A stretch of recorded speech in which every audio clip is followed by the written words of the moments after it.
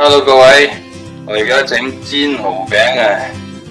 睇下啲材料啊，有呢個蠔仔，我喺街市嗰度買嘅，未洗之前真係好污糟，黑掹掹。跟住到呢個4隻雞蛋，同埋呢個芫茜葱，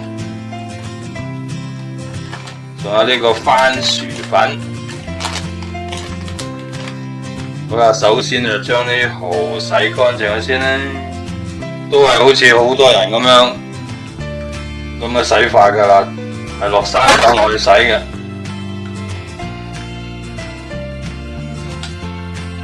倒幾羹生粉落去啦，跟住攪勻佢，我就倒落個筲箕度。好啦，而家開水喉洗佢，不斷咁旋轉佢，好似洗衣機咁樣洗衫，洗乾淨佢，震下佢，轉下佢。但係如果不斷咁樣喐佢咧，就會洗爛啲蠔嘅，所以咧要小心啲。用隻手感覺下有冇啲碎蠔殼喺度。好，洗乾淨，先切芫茜先啦。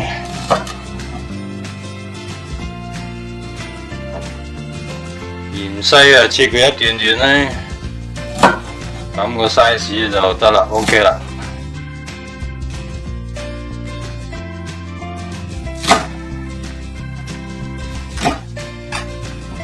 切葱咧就將佢切到佢一粒粒。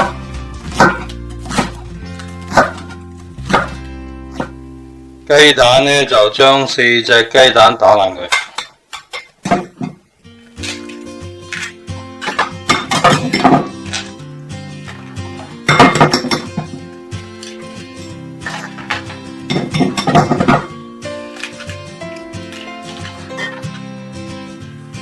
用筷子攪勻佢，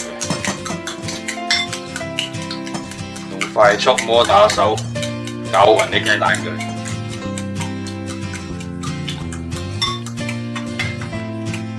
到整呢個番薯粉漿，你話要落幾多羹番薯粉先夠呢？落5羹到啦，夠啦，落5羹夠晒啦。落大約半飯碗水到啦。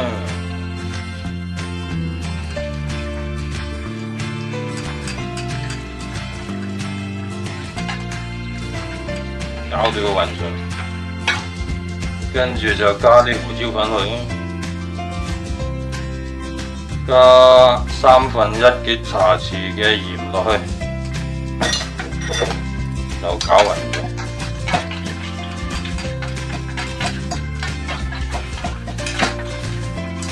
跟住連隨就將埋啲蛋漿倒落去，攪勻佢。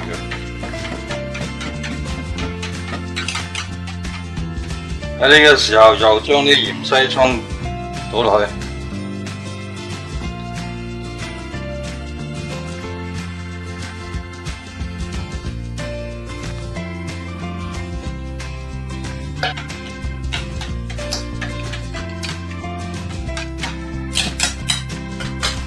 口水滾咗，好過嚟睇下，好滾啦！啲蠔仔咧一定要揾啲滾水煮下佢，因為如果就咁煎咧就好難熟嘅。而家將啲蠔擺落去，煮下佢。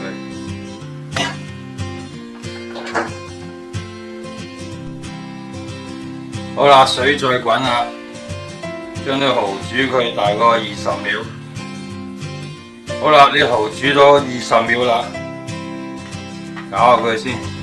可以拔起佢啦，得啦，啲蠔就攤凍咗啦。咁我哋就將啲蠔倒落去啲蛋漿、粉漿度嗰度。啲蠔咧最好就要晾乾佢，如果水多咧就冇咁好啊。好，將啲蠔同埋啲粉漿攪勻佢。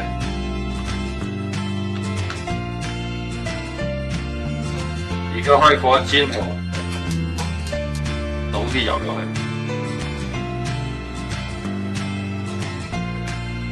好，呢度得啦。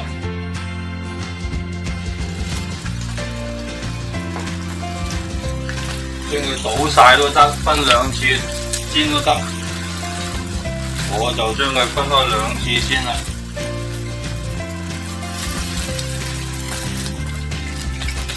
記緊要睇火，而家要收細火，唔係好易煎燶嘅喎。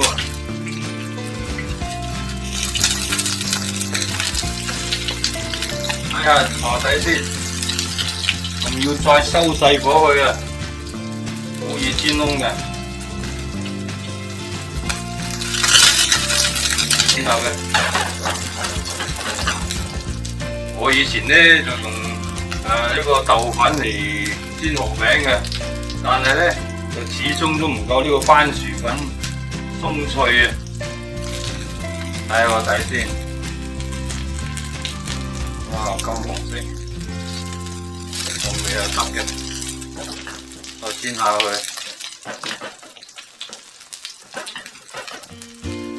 OK 啦，差唔多啦，要反我睇下，等我試下可唔可以咁樣反住佢先。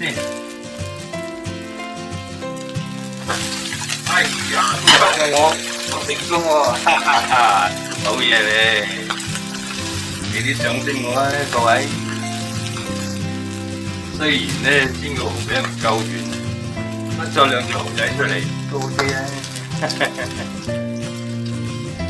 煎得幾金黃色幾靚，再煎下佢就呢個蠔餅就得啦。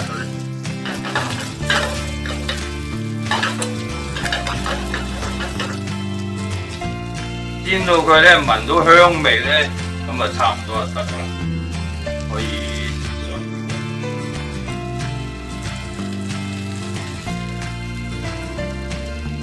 OK 得啦，搞掂啦，可以上碟啦。熄火。好，蠔餅啊煎好啦，上碟。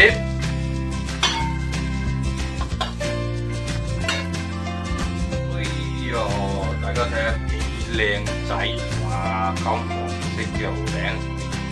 好，可以食得，開餐。